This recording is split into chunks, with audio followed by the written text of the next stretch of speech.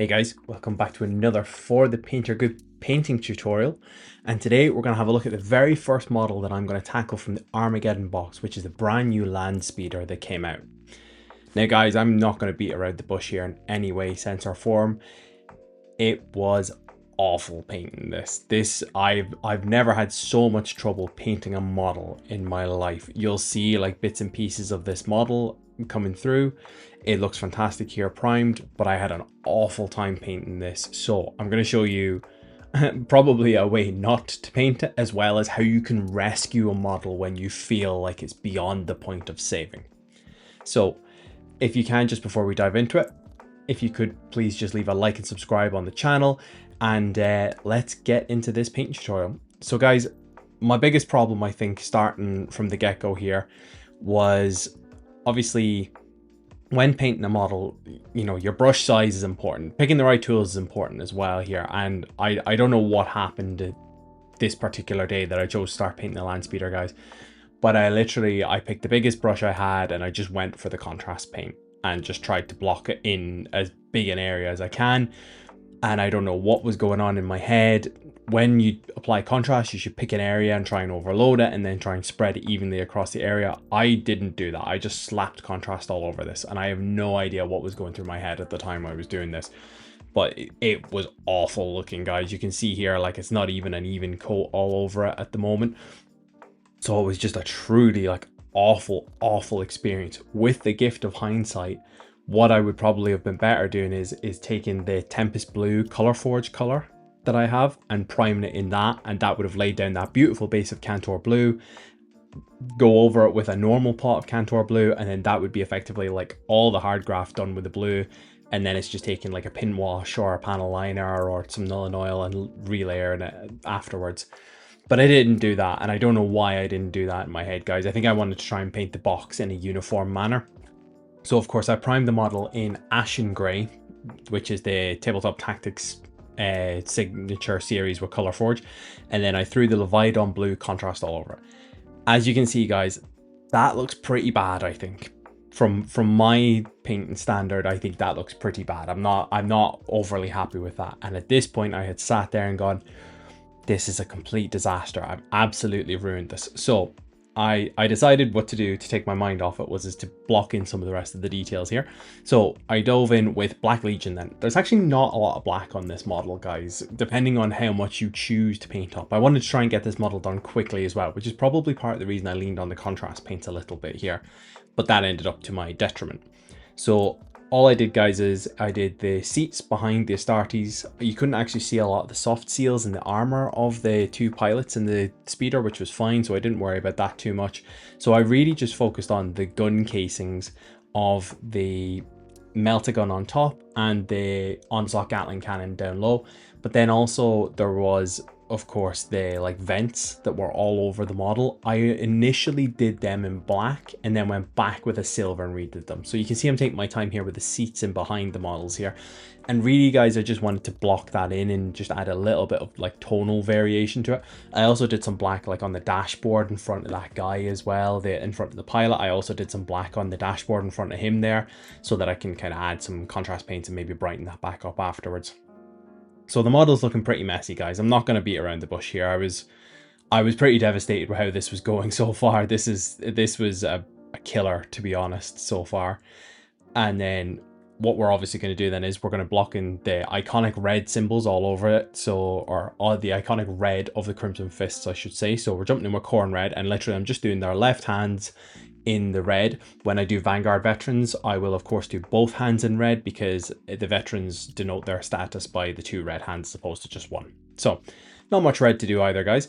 Now we jump to the silver, and there was actually a decent chunk of silver on this model, obviously, guys. So I went to Iron Warriors. Now normally traditionally I would go Lead Belcher, but I've found lately that with Iron Warrior, because it's a slightly darker silver, when you shade it with Nuln Oil, you can actually take Lead Belcher and go back and do an edge highlight. And then if you want to go a little bit higher again, you can go up and hit like Iron Breaker or Stormhost Silver. So it actually gives you an option to go to a higher highlight rather than just Lead Belcher doing doing just maybe the one highlight. Now, that's totally up to you guys. In this video, I don't apply a highlight, but that doesn't mean that I won't go back to this model. I've actually had a weird habit lately where I go back and paint old models that I've not painted to a good standard. I try and bring them up to the standard of the rest of my army. So I've kind of found in my head, I'm nearly like trying to future-proof a model before I get to it. So I'm just taking my time here. So we're going to obviously hit all of the metallics here. So there's the guardrail, the handles that are all over the melta gun, the kind of the sensors, I'm going to call them, sticking out the front of the speeder, any motifs or anything like that. I find, guys, when I'm painting Crimson Fist, my rule for silver versus gold is anything that's a part of the armor for Crimson Fist is silver. So anything that's embedded into the armor is silver, and any trinkets that they have or any extras like the relics or anything like that, that'll be in gold then, because that's not part of the armor then in that case. So that's my thinking behind that. Let me know if you think that's a kind of logical way to think about that. But I just took a big brush here and just took the Iron Warrior and just went to absolute town all over the bits that I thought were going to be silver here, guys. I wasn't being particularly careful at this point because obviously we're going to apply a shade all over this and then do a relayering job as well. So do take your time, go through it, but don't worry about being too careful at this point. If you hit like a big open like panel, then just remember we are going to go and relayer this model afterwards. And for me personally, it was the relayering part of the model that saved the model.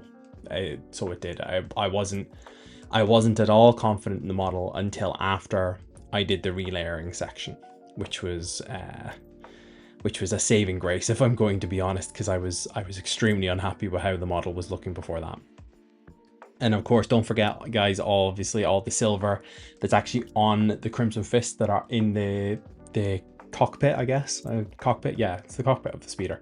So don't forget the pilots that are in the cockpit of the speeder as well. They will of course have the Aquilas or the motifs on their chest plates as well. So don't forget, don't leave them out. So this is the model so far, guys. It looks better having blocked in color, but I'm not totally happy with it. If anyone's interested, by the way, I just did the rock with a quick coat of Basilicanum Grey. I'm going to hit that with some dry brushing later as well. I'll hit it with Dawnstone and I think it's Mechanicus Standard, I think was the other dry brush I hit it with. But if you're interested in the bases, let me know, guys. I try and keep the bases kind of simple here. I don't do too much with the basing and that kind of thing. So this is just the Null and Oil going all over the model. So this is not going to improve the way the blue looks. This is going to deepen the blue, but it is not going to improve the way the blue looks here. See that big pooling bit that I have there? Make sure that you feed that around. See the way I'm going back and moving that around so that it's not blocking up any detail. And then you can see this is what it looks like wet with the Null and Oil all over it. You can see it's not really improved it. So now we're going to jump in and try and get that better now. So we're going to jump up to Cantor Blue then, in that case, the signature color of the Crimson Fist. And we're going to apply a good coat of this. Now, you may need 2 coats. I needed 2 coats just to get the finish on it back to where I want it. Traditionally, I normally only need 1 coat to go over the Leviathan Blue, but because the Leviathan Blue was so messy all over the model, it did mean that I actually had a little bit more work that I had to engage in later on and actually do the extra coat of it then. So do take your time on this bit, guys. Stay away from those recesses if you can to try and actually give us the depth that we're looking for in the actual armor of the speeder, all the hull plates and everything. You can see here I'm just taking my time, moving it around. It's not too much hassle if you do go into one of the recesses, guys, but it will just impact the finish of the model. So as I said, it may take 2 coats. It took me 2 coats after the state that I left the speeder in. So I have to say, guys, this model has been a bit of a learning experience. I've done a lot of work recently. I've been working on like a kit bashed Space Wolf army at the moment, so I've done a lot of time on that. But actually, I've been really finding that when it comes to vehicles, for example, I do like to use an airbrush or a rattle can to lay down that big base coat rather than hand brushing it on. Even though don't get me wrong, the speeder is not a massive vehicle either, but I have found that the finish is just much better, and definitely I've seen loads of people apply contrast and they apply this beautiful layer of contrast all over the model. I just cannot achieve that. I just cannot achieve that lovely layer of contrast for some reason. It's just, I probably picked the wrong brushes, or my strokes are too imprecise, or I'm not moving it around correctly enough. But you can see obviously when we're taking the base coats here, it's starting to layer up nicely. As I said, we are going to need the second coat to get the kind of true finish on it. But just take your time, guys, and we're going to hit all the blue with this, anything that's blue. So that includes the guys that are in the cockpits. Now, what I did do is I didn't go like to town on the actual inside of the cockpit, if you get me. So I didn't like go and try and like squish the Cantor blue down in amongst the rest of the model.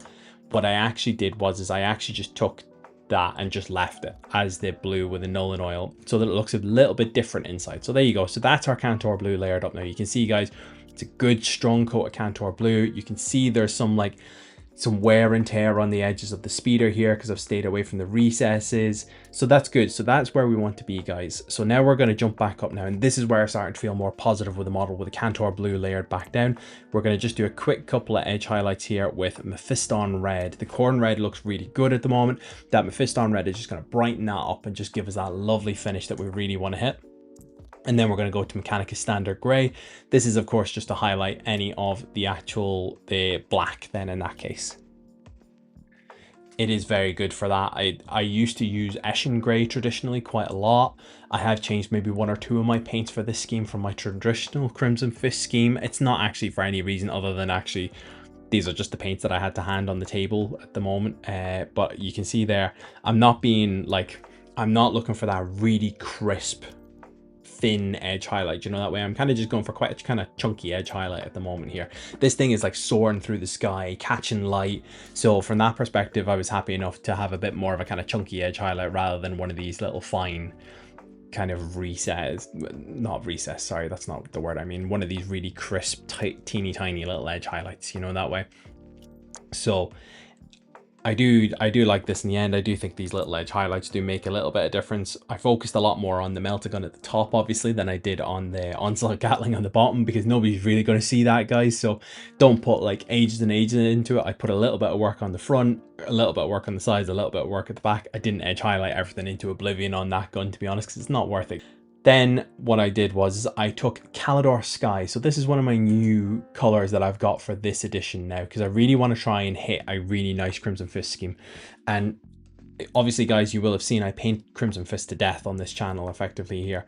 But actually, I found that the edge highlight color was too pale that I was using. So I jumped to Calidor Sky instead, which is traditionally what Games Workshop would use here in that case. And I'm just going to edge highlight all of the blue on the speeder here, and this will really just pick out those lines, really give us that beautiful kind of nice kind of picked out lines that we're looking for here as well. So that's what I'm kind of looking to try and do, is establish those kind of hard lines again within the model and establish those edges, which would be great because we've obviously done all of our depth work with the shades. After this, by the way, I don't have any footage of it, guys, so I do apologize. I do jump in with a little bit of Hoeth blue as well, and I just hit a lot of the corners on it. So it's only about 2 seconds worth of footage, guys, anyway, but it's just so you know I did that afterwards as well. After this, I'm jumping to Pro Acryl Bold Titanium White, my white of choice. We are just going to use this for any lights all over the speeder and the lenses in the eyes of the pilots. Immediately afterwards then, we're going to jump up to Blood Angels Red, and with the Blood Angels Red, we are going to put this straight into the eyes of the pilots. And then that is going to get us our eyes done nice and handily, guys. Just do take your time though with the eyes. I nearly hold my breath every time I do eyes. You can't really see it on the camera, but I've actually got both elbows braced on the desk trying to hold this thing up here. And then what I will do after the red, guys, is I will, of course, base the model. If you're interested in the basing scheme, I'll link one of my old Crimson Fist tutorials. You can have a look at it here, but it's just, it's AK Diorama Dark Earth. And I put, I think it was Geek Gaming Scenics at the time, and it's just like a grassy scrubland, basically. So that's our speeder then finished, guys. Hopefully you'll see a couple of nice photos here at the moment. What do you think, guys? Did I rescue it, or is it still banjaxed? Let me know down in the comments below. As I said, if you can, please like and subscribe. Thank you as always for your time, our most valuable commodity of the day. Wish you a lovely rest of your day. Goodbye.